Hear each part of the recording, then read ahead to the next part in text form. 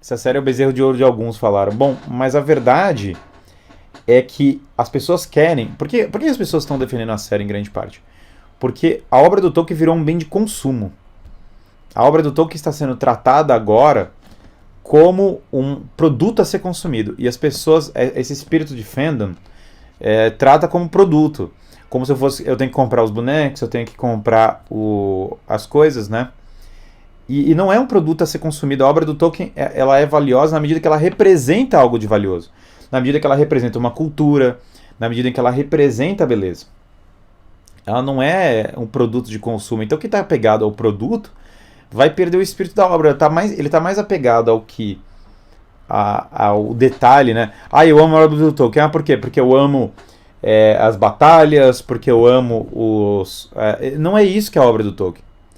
É a representação dela. Um exemplo da simbologia, por exemplo, tem 3 características do Cristo nas figuras, nos protagonistas do Aragorn, do Frodo e do Gandalf.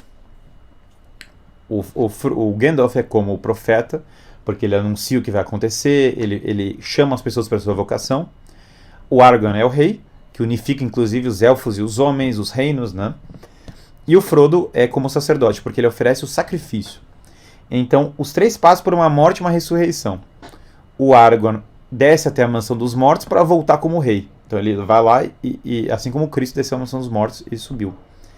O Gandalf simbolicamente morre e renasce como o Gandalf o Branco, mais ou menos como o corpo glorioso do Cristo. E o Frodo vai até a Montanha da Perdição, segurando o anel, que é como o pecado, para a destruição do anel. Mas como o Tolkien não gosta de alegoria, nenhum dos 3 é o próprio Deus. Então, o Aragorn teria se corrompido com o anel, o Gandalf teria se corrompido com o anel, e o Frodo não consegue destruir o anel por conta própria. O Frodo destrói mais o anel por ter perdoado o Gollum do que por ele ter conseguido no final, né? Porque se o Frodo não tivesse perdoado o Gollum, não teria acontecido a destruição. Mas os 3 têm essa simbologia. E a Galadriel, quando ela aparece no Senhor dos Anéis, ela dá presentes porque ela dá os dons, porque essa figura como de Nossa Senhora que distribui os dons, que abre as suas mãos generosas e dá os dons. Mas Galadriel também não é Nossa Senhora, porque Galadriel poderia ter se corrompido com o anel. Então, até mandaram, o diálogo entre o Faramir e Elwyn nos livros é algo verdadeiramente romântico. Muito longe da pieguice atual, com certeza. O diálogo do Faramir é muito bom nos livros, né?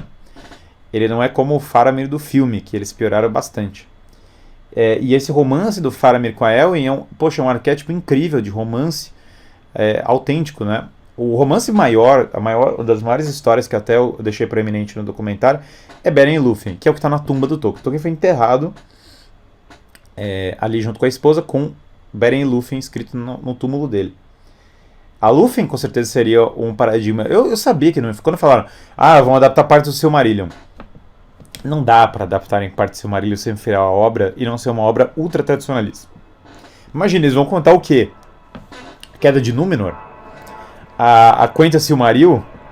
Eles vão contar Beren e Lúthien? Essas histórias, elas são, em alguns aspectos, mais tradicionalistas, elas teriam valores mais conservadores, assim, mais tradicionalistas do que o próprio o Hobbit ou do que o próprio Senhor dos Anéis. Elas são histórias porque elas foram escritas para ser de uma época anterior, que para o Tolkien essas épocas anteriores tem coisas divinas pairando na sociedade. Elas são mais próximas da criação. E como essas épocas estão mais próximas da criação, elas têm coisas eternas que a gente desconhece, que a gente não vai nem entender. Até o Peter Jackson, o George Lucas teve esse problema. Porque o George Lucas não tinha como fazer as prequels do Star Wars sem que elas tivessem valores tradicionalistas no meio. Não tem como. Porque a representar Naboo, ele teve que fazer uma monarquia super bonita, com tudo esteticamente bonito. Porque ele sabe que é uma época anterior e que houve uma decadência com o Império, então ele não tem como representar de outro modo. Então até o George Lucas se viu obrigado a representar a época anterior aos acontecimentos da trilogia do Star Wars como uma época superior. E não tem como eles serem fiéis ao Silmarillion sem representar pessoas muito elevadas, coisas muito divinas, muito espirituais.